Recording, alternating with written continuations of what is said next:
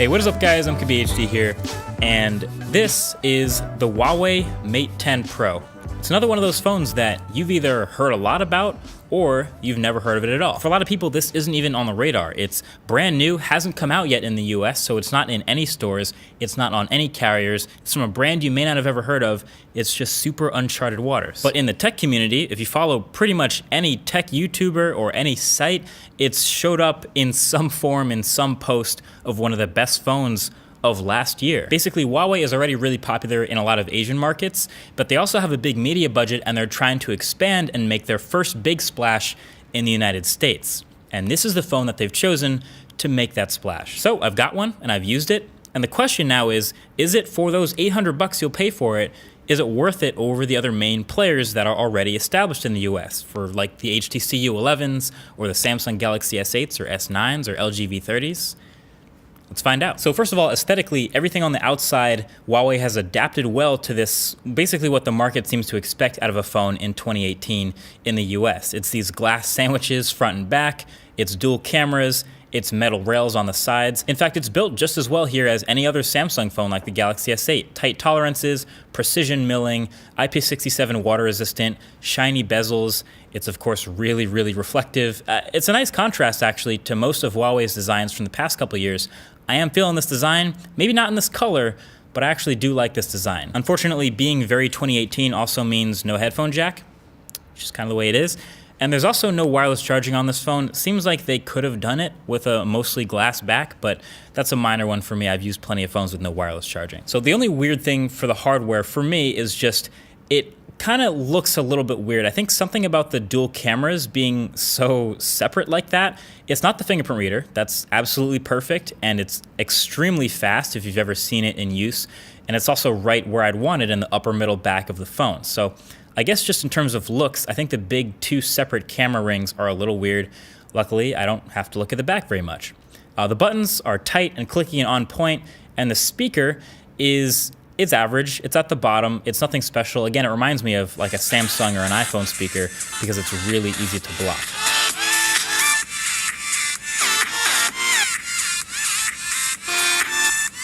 You probably get used to cupping it after a while. So the specs, they are all also up to what you'd expect for the price. It's an 8-core CPU, and this version has 6 gigs of RAM and 128 gigs of onboard storage, and it's fast, but we'll get to the software in a second. It's also rocking a 4,000 milliamp hour battery in a phone this thin, which is pretty impressive. The only other phone that has a battery that big would be the Razer phone, and that's a thick one. But just like the Razer phone, this one has fantastic battery life. I can say this is a winner for the Mate 10 Pro. Also really, really good standby time, which may of course be in part due to the really aggressive closing of background apps, but again, battery life is killer on this thing. And then the display up front, in case you haven't already noticed, is also pretty nice. It's a 6-inch OLED display, so pretty big. I'm a big phone person, so I like that obviously. But even with the display this big, it keeps the bezels pretty small at the top and the bottom, and it keeps one of my favorite old school touches from phones of years past, which is non-rounded corners. I'm not the biggest fan of all these phones rounding all their corners off lately. I prefer keeping it a couple extra pixels, but that's just me. Also, the brightness range of this one is fantastic. It gets way dimmer than most Android phones, and I like to notice that, so using it at night isn't a pain. But it's also plenty bright and sharp and colorful for everyday regular use. So you may be sensing a pattern here. Lots of good hardware, lots of quality parts, well built, but it's just not quite the same. In fact, this phone actually hits on all 5 of my main pillars of a great smartphone. But yet somehow it's not something I could see myself using every day. There, I said it pretty early in the video, but I think the best place to illustrate this is the camera. So the Mate 10 Pro has excellent camera hardware. On paper, it's a primary 12 megapixel sensor, f1.6 aperture with optical image stabilization, and then the secondary camera, a 20 megapixel sensor, also with f1.6 and OIS. So incredible numbers. Sounds amazing on paper, probably best in class. But as we're learning, cameras are more and more about the software and the image processing just as much as the hardware itself.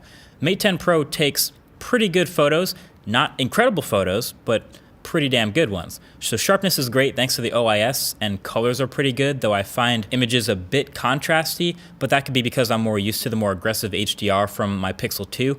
Either way though, Pixel 2's camera consistently outperforms Mate 10 Pro in color accuracy and in dynamic range and just the overall range and quality of the photo. Plus it does a much better portrait mode with one camera instead of the two. Now sometimes it looks kind of unfair to compare like anything to the Pixel 2's camera just because it's that far ahead, it's that good. But part of the reason it is that good is because of the software. And I think Mate 10 Pro's camera could be a bit better than it is because of the software. In fact, that's an important sentence. It could be better than it is because of software.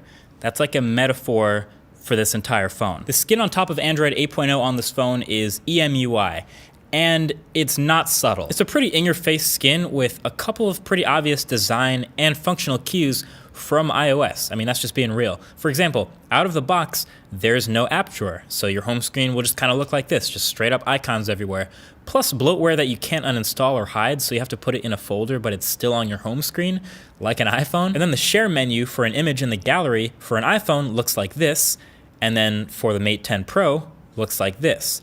I mean, it's not subtle. Luckily, this is Android, so you can change a lot of the stuff you don't like. You can grab Nova Launcher, you can use Google Photos, etc. There's plenty of ways to customize it in the ways you want. And of course, I can say there are also plenty of additions in the software that aren't just copying the iPhone. The scroll shot screenshot feature, it isn't super new. That's more of something we've seen in Samsung skins, but it's built in here as well, where you can scroll down to take taller screenshots. In fact, it's about time this feature made it into the stock version of Android on the Pixel as well. There's also video screen recording built in with a shortcut in the quick settings.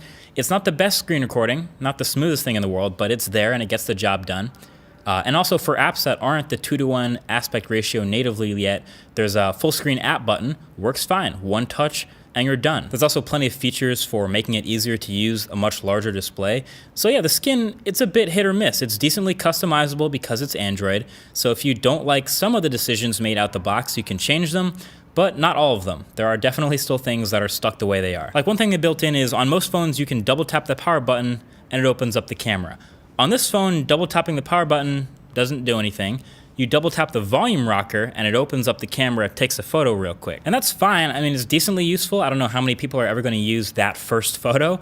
I can get used to it though, but like Mr. Mobile mentioned in his review, that's kind of rough if you're listening to music or listening to a podcast or doing something audio related. Then the double tapping the volume button is disabled. It's weird. I guess why not just use double tapping the power button like everyone else? And then the camera modes. There's like 7,000 different camera modes in here based on what it thinks you're taking a picture of. And in auto mode, the camera is actually smart at quickly identifying the subject of what you're taking a picture of, which is really impressive. I'm just not sure how much optimization is actually happening once it identifies the subject. Like, is it speeding up the shutter speed when it detects a pet, or adding saturation when it detects a blue sky? I don't really know, but it would be nice to know that. So okay, at the end of the day, overall, what's the verdict on Mate 10 Pro? Putting aside all the weird rumors about the Chinese government or the weird quirks about AT&T or Verizon not putting this in stores, is it a good phone? Well, yes, it actually is. It's a really solid phone.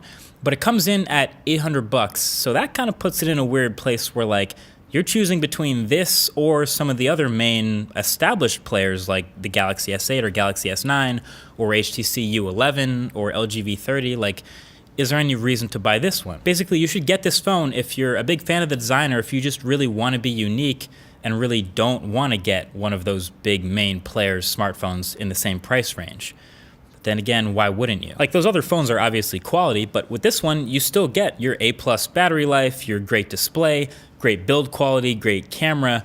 Basically, whether or not you like this phone will depend on what you think of EMUI. For me, that's a pass. I'm not the biggest fan, and I'll stick with one of the big players. But maybe you have a different opinion. Maybe you're into it. Let me know. Until the next one, thank you for watching. Talk to you guys in the next one. Peace.